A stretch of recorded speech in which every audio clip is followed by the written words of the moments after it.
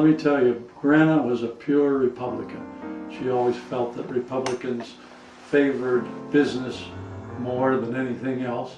She hated Truman, sold us down the river after the war.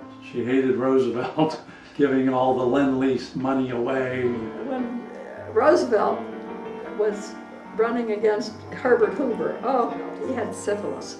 That's why he was crippled. He's a terrible man, terrible man. So I grew up feeling Republican because she was a farmer from Iowa. But I guess being a true Republican, she liked Goldwater. You know, she taught in a school down there in Alabama. She was a one-lady show down there. She was a principal over there in Iowa. And they did that in the summer. Daddy was a principal. He had gone to summer school, you know, at Cedar Falls. Teachers College. Yeah, go ahead. Aunt Nancy claimed that Mother stole Herb from her. He and she talked together or something, where they all went on those canoe trips. And I guess Aunt Nancy was just a little slow on the uptake. Mother, she didn't let any grass grow under her feet. He went to Augustana. Grandpa wanted him to be a preacher.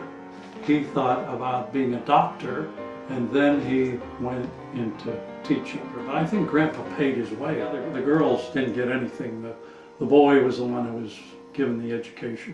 When he was out at Augustana, I think he went to summer school at Jewett. I don't think he wanted to go back to Mount Jewett. He'd be back in the blacksmith shop. He had a bowl haircut. Grandma cut it for him, right, with a bowl.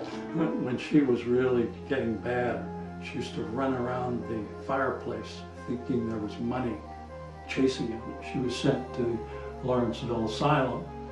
The doctor told Daddy that she would always have this condition. You know, she had shock treatment. She had a nurse that was helping her and got her to write. She started to remember. She says that writing is what did it. He wouldn't let her out, and that's when she wrote to Aunt Mary and said, "I've got to get out of here."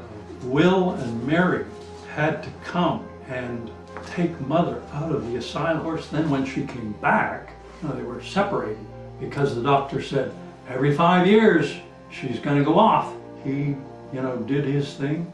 She did her. I remember Mom telling us that when Grana came home from the hospital, Grana and Poppy decided to be separate. He wasn't so happy that she came back from the hospital. They divided the children.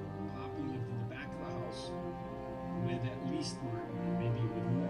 I got home and both of them were there. Mother had kept herself busy with the baby because here was Martin, 2.5.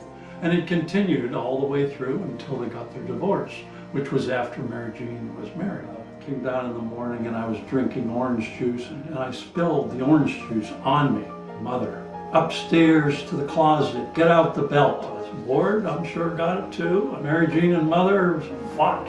You know, Mary Jean was a teenager. Mother was hanging the wash down in the cellar and they were actually fighting. Mother had certain ideas of what Mary Jean should be doing, as you know, having your little girls club, smoking on the side. Of course, she was at the age where she always wanted a car. So for her birthday, they got her a car, a nice little toy car. They were in the same house. We're like passing by. Daddy would eat breakfast at a different time than Mother would. We'd go to school, to work, acted as a family. But I always got the impression that they were like two ships passing in the night. And Ward had to run things while he was at work. He'd write a note, now this is what I want you to do for today. And they always had to go to the Swedish Club. I think sang with that group there. And of course he and Mary Jean used to constantly be singing. Mary Jean would play the piano and they would sing together. The first memory I have of Huey, Mother, she always liked to have a formal dinner. She had a bell. Out would come Huey all dressed in white. I guess he did some gardening too. He had a little finger growing out.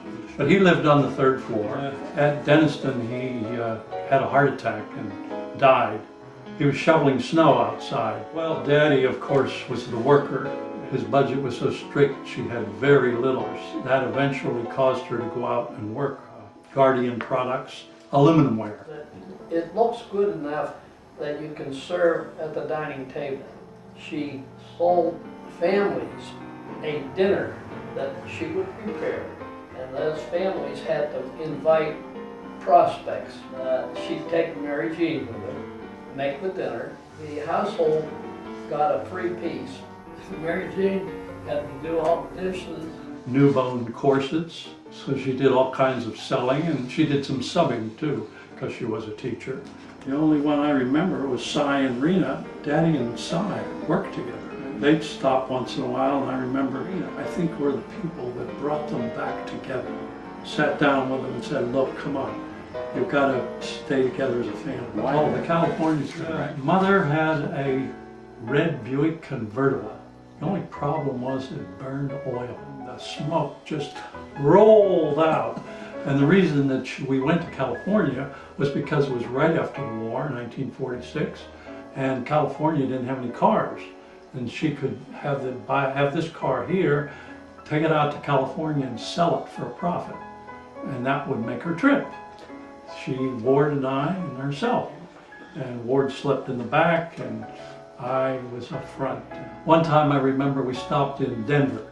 Trust Mother, she found a basement. I guess it was about 2 in the morning we got to sleep because we were in the Rockies.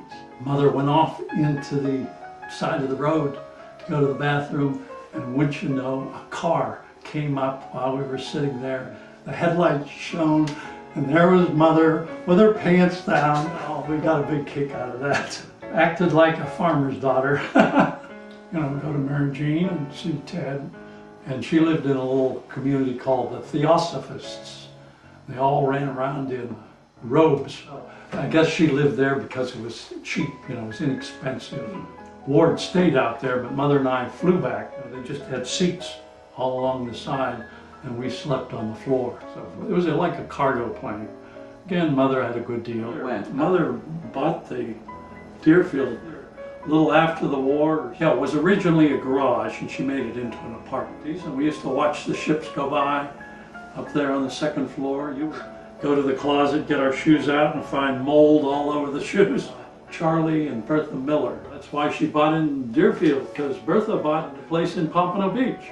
Well, she just wanted to say that she had been in Mexico, I guess, and so she went down. They took the station wagon to Alaska, and I know that when she came back, that car was a mess. He lived in the Bronx. I guess he had an apartment building there. Yeah, he came from Hungary. Yeah, he was a tailor, and a good one at that. They were on their way back to Mastic. That's when they got into that bad accident where they almost died, both of them. But Mother wasn't a very good driver anyway. She couldn't see. Cataracts. Moved out of Deerfield, and then they moved into a house in a community there, and then eventually on the canal.